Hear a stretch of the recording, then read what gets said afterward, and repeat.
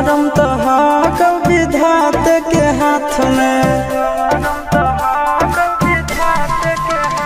आगे जन्म से भले दोनों रहेंगे साथ में करम तो विधात के हाथ में कन्हैया से मिल जाते हमारा तो मंगल दियल कान के है याद सोना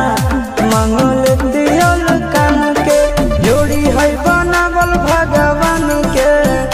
दोष न है इंसान के है याद सोना दोष न है